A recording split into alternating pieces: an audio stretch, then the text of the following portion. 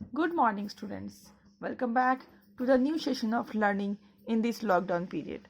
This is your accounts class of class 11 and we are discussing GST. Okay, it is related with chapter number 8 that is journal. क्योंकि अब हमें due to GST, ठीक है, अब हमें क्या है कि जर्नल में भी इसको यूज़ करना है, मतलब अकाउंट्स में भी इसको यूज़ करना है। तो आपको सीखना पड़ेगा how to deal with GST when it is related with accountancy. So सबसे पहले मैं यहाँ पे डील करना चाहूँगी उन लोगों को बहुत सारे I think Prashant had many doubts तो अब सबसे पहले हम लोग यहाँ पे डाउट्स डिस्कस करेंगे जो आपका डाउट्स होगा, ठीक है। तो सबसे पहले उसने डाउट लिखा था explain direct tax and indirect tax. Okay, तो डायरेक्ट टैक्स वैसे टैक्स को बोलते हैं जो आप डायरेक्टली गवर्नमेंट को दे देते हो, ठीक है। यहाँ पे मैंने लिखा भी है direct tax is paid directly to the government. जैसे कि मैंने यहाँ पे कल एग्जाम्पल भी दिया था, ये देखिए कि टैक्स टू टाइप्स के होते हैं, direct tax and indirect tax. और जैसे इनकम टैक्स आप समझते ही होंगे, आपने जितना इनकम अर्न किया, हो सकता है आप अपने फादर से जाकर के पूछना, वो जितना भी इनकम अर्न करते हैं उसके ऊपर उनको टैक्स पे करना पड़ता है। और वो टैक्स कोई सेलर नहीं पे करता है या फिर कोई आउटसाइडर नहीं पे करता है। जो गवर्नमेंट जो इनकम अर्न कर रहा होता है वो सेम पर्सन क्या करता है, टैक्स पे करता है। ओके, तो यहाँ पे क्या है कि जो पर्सन इनकम अर्न कर रहा है वही टैक्स भी पे कर रहा है। ओके, तो it is direct tax, okay, because it is directly paid to the government, ठीक है। तो यहाँ पे मैंने कहा कि डायरेक्ट टैक्स वैसे टैक्सेस होते हैं जो कि हम लोग डायरेक्टली गवर्नमेंट को पे करते हैं, लाइक इनकम टैक्स हो गया, ठीक है। आप देखना कि लोग खुद इनकम टैक्स रिटर्न फाइल करते हैं, खुद से फाइल करते हैं या फिर किसी से फाइल करवाते हैं तो उसको मनी देते हैं फाइल करने के लिए, ठीक है। फीस पे करते हैं एंड देन मतलब मोस्टली खुद ही पे करते हैं, समझ लीजिए कि directly paid to the government. यहाँ पे आप टैक्स डायरेक्टली गवर्नमेंट को जाकर के पे कर रहे हैं, दैट इज डायरेक्ट टैक्स। और यहाँ पे हम बात करेंगे इनडायरेक्ट टैक्स की, ठीक है। इनडायरेक्ट टैक्स कैसे टैक्सेस है, वो भी हम गवर्नमेंट को पे करते हैं बट डायरेक्टली कभी भी पे नहीं करते हैं, इनडायरेक्टली पे करते हैं। ओके, लाइक जैसे मैंने आपको एग्जांपल दिया था, आप अगर सिनेमा घर में टिकट खरीद रहे हैं तो आपको कहीं पर भी नहीं पता चलता है कि आप उसमें टैक्स पे कर रहे हैं, कहीं पर भी कहीं से भी पता नहीं चलता कि आप वहाँ पे टिकट में खरीदते समय आप टैक्स भी पे कर रहे होंगे, बट वहाँ पे क्या रहता है, टैक्स का अमाउंट भी जुड़ा रहता है, ठीक है।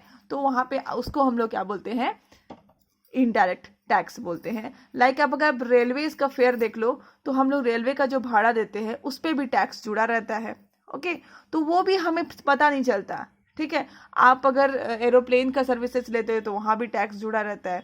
हर जगह पे आप टैक्स पे कर रहे हो गवर्नमेंट को, बट आप डायरेक्टली नहीं कर रहे हो, आप सेलर के थ्रू कर रहे हो, ठीक है। जो भी जिससे भी आपने टिकट खरीदा उसने क्या किया, उसने आपने सपोज आप गए सिनेमा हॉल का टिकट खरीदा 250 रुपीज़ में, ठीक है। तो आपने उस टिकट वाले को 250 रुपीज़ दे दिया, ठीक है। तो अब वो टिकट वाला फिर क्या करता है, वो सिनेमा घर में जहाँ पे टिकट काट रहा होता है या फिर उसका ऑनर जो होता है वो क्या करता है, सीधे आपसे टिकट का पैसा ले लेता है एंड उधर से जो जितना भी टैक्स होता है लाइक 10% 20% जितना भी उनको पे करना होता है वो पे कर देते हैं।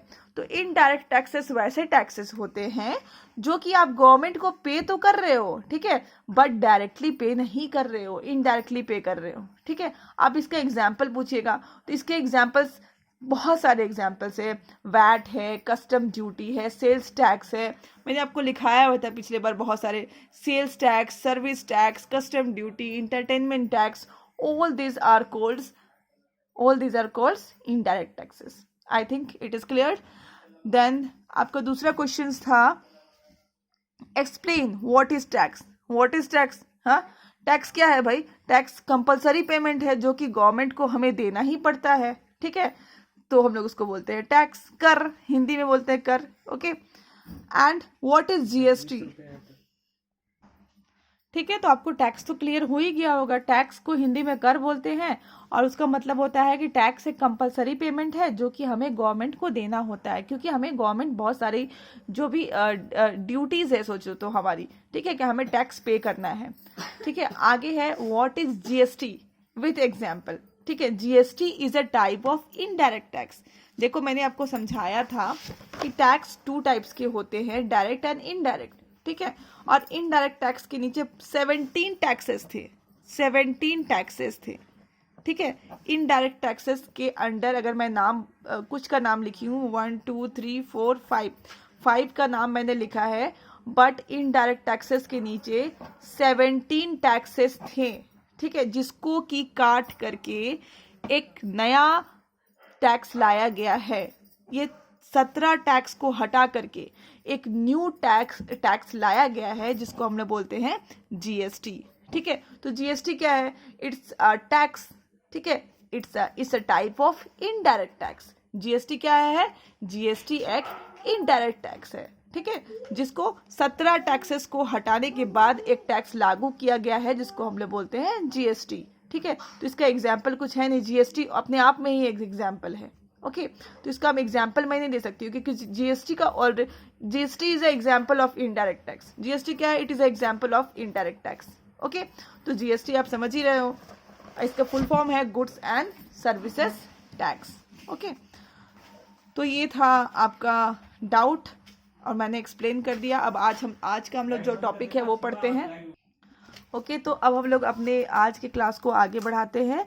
और यहाँ पे लिखा था कि जब हम यहाँ पे मैंने एक केस 1 लिया था जहाँ पे एक हमारा जो बायर है, मैंने एक वॉच खरीदा था और जो बायर है वो आंध्र प्रदेश का है और सेलर है। ठीक है, सेलर कौन है? मोहन है, वो भी आंध्र प्रदेश का है। दोनों एक ही स्टेट के हैं, तो हम लोग उसको बोलेंगे intra state purchase. Okay, intra state purchase मैं बोलूँगी। तो यहाँ पे हम लोग अगर परचेज की एंट्री पास करेंगे तो कैसे करेंगे? Purchases account debit 1000 rupees. ठीक है, टू मोहन। हम लोग जनरली ऐसे करते थे, अगर जीएसटी हटा दिया जाए तो हम लोग जनरली ऐसे ही करते थे, purchases account debit account 1000 to Mohan. ठीक है, अगर मान लो जीएसटी नहीं होता तो यहाँ पे भी 1000 हो जाता, बट यहाँ पे हमने क्या किया है? परचेज किया है, तो हम लोग लिखेंगे इनपुट सी जीएसटी और इनपुट एस जीएसटी। क्यों लिखेंगे? क्योंकि they are of same state. Okay, तो अब हम देखेंगे एंट्री फॉर परचेज रिटर्न। जब दोनों एक ही स्टेट के हैं और परचेज रिटर्न कर रहे हैं हम लोग, तो क्या एंट्री लिखेंगे? सबसे पहले तो परचेज अगर डेबिट है तो परचेज रिटर्न क्या हो जाएगा? क्रेडिट हो जाएगा। To purchase return. Okay, to purchase return कर लिए और ऊपर में हम लोग लिख देंगे मोहन अकाउंट डेबिट। यहाँ पे तो मैंने कुछ भी रूल्स नहीं लगाया, बस आपको बताया कि परचेज रिटर्न जब हम लोग करते हैं तो परचेज का उल्टा कर देते हैं। ठीक है, तो अब यहाँ हम देखो हमारा जो जीएसटी है वो भी तो यहाँ पे डेबिट था और हम जब उसको रिटर्न करते हैं तो ये रिवर्स हो जाता है, तो ये क्या हो जाएगा? ये भी क्रेडिट हो जाएगा। यहाँ पे हम लिखेंगे टू, यहाँ पे भी लिख सकते हैं, यहाँ पे भी लिख सकते हैं। ठीक है, तो to input C GST, to input S GST. ठीक है, तो हम लोग ऐसे लिख देंगे। तो यहाँ पे जो हमने डेबिट किया था उसी को हमने यहाँ पे क्या कर दिया? क्रेडिट कर दिया। ठीक है, अब हमें कुछ लोग क्या करते हैं, यहाँ पे 100 रुपीज़ चार्ज किया था तो 100 ही लिख देते हैं। ठीक है, आंख बंद करके, बट यहाँ पे 100 नहीं होगा। हम लोग मान लो 1000 रुपीज़ का गुड्स खरीदे, बट हमने यहाँ पर रिटर्न कितने का कर रहे हैं? सिर्फ 100 का कर रहे हैं। ठीक है, तो कैलकुलेशन भी उसी हिसाब से चेंज हो जाएगा। तो जब कैलकुलेशन में जब क्वेश्चंस डील करूंगी तो मैं आपको कैलकुलेशंस भी समझाऊंगी, अभी मैं आपको कैलकुलेशन नहीं समझा रही। ठीक है, अब हम केस 2 की परचेज रिटर्न देख लेते हैं। यहाँ पे बायर कहाँ का है? झारखंड का है और सेलर कहाँ का है? मुंबई का है। जब दो लोग अलग अलग स्टेट के होंगे तो हम लोग उसको बोलते हैं इंट्रा स्टेट परचेज। ठीक है, तो यहाँ पे देखो परचेज की एंट्री क्या हो जाती है? सब सेम है, बट हम लोग इनपुट आईजीएसटी बस यूज कर देते हैं। ठीक है, तो हम लोग यहाँ पे परचेज रिटर्न की एंट्री करते हैं, Mohan account debit to purchase return account. अब ये हमने कर दिया और यहाँ पे इनपुट IGST डेबिट था, तो हम लोग उसको जब रिटर्न करेंगे तो वो क्या हो जाएगा, क्रेडिट हो जाएगा टू इनपुट IGST अकाउंट। ठीक है, again I am telling you the same thing कि यहाँ पे अमाउंट क्या है, चेंज हो जाता है। ठीक है, तो आप सेम अमाउंट ना लिखें, जो जितने का आपने गुड्स रिटर्न किया उस हिसाब से अमाउंट चेंज हो जाएगा। ओके, ठीक है। अब हम लोग देखेंगे सेल्स रिलेटेड एंट्री। ठीक है, तो पहले हम लोग समझते हैं। मान लो अगर सेलर जो है, ठीक है, या फिर मान लो सेल अगर दिल्ली में हो रहा है, तो हो सकता है बायर दिल्ली का होगा, हो सकता है बायर दिल्ली का होगा, और ये भी हो सकता है कि बायर मुंबई का हो। ठीक है, तो अगर दोनों सेम स्टेट के होंगे तो हम क्या लिखेंगे, इंट्रा स्टेट सेल। ठीक है, ये देखो सेल दिल्ली में हो रहा है और बायर भी क्या है, बायर मान लो हो गया मोहन, जो हमने लास्ट में लिया था, मोहन भी क्या है, दिल्ली के ही हैं, तो हम लोग इसको लिखेंगे इंट्रा स्टेट सेल। ठीक है, because they both are of same state. लेकिन अगर यहाँ पे देखिए सेलर अगर दिल्ली का है और बायर मुंबई का है तो they are of different state, तो मैं यहाँ पे लिखूंगी इंटर स्टेट सेल। ओके, मैं यहाँ पे क्या लिखूंगी, इंटर स्टेट सेल। तो अब सबसे पहले हम लोग ये करेंगे इंटर स्टेट सेल, तो यहाँ पे हम ट्रांजैक्शंस करेंगे। ठीक है, जब भी आप नॉर्मल सेल करते हैं, like if you are doing sale, मान लो नॉर्मल अगर GST नहीं रहे तो आप लोग कैसे सेल की एंट्री करते थे, मान लो मैंने मोहन से खरीदा है, सेल किया है, ठीक है, मोहन को सेल किया है, तो हो जाएगा Mohan account debit to sales, हो जाता था to sales account, Mohan account debit to sales account. But यहाँ पे हम GST भी कर रहे हैं। ठीक है, यहाँ पे सेलर को GST देना पड़ता है, तो यहाँ पे हम लिख देंगे टू आउटपुट। ये देखो एक ध्यान रखिए, परचेज में हमने इनपुट किया था, यहाँ पे हम आउटपुट कर रहे हैं, टू आउटपुट CGST अकाउंट। ठीक है, and to output SGST account. ठीक है, ये दो चीज़ हमने कर लिया।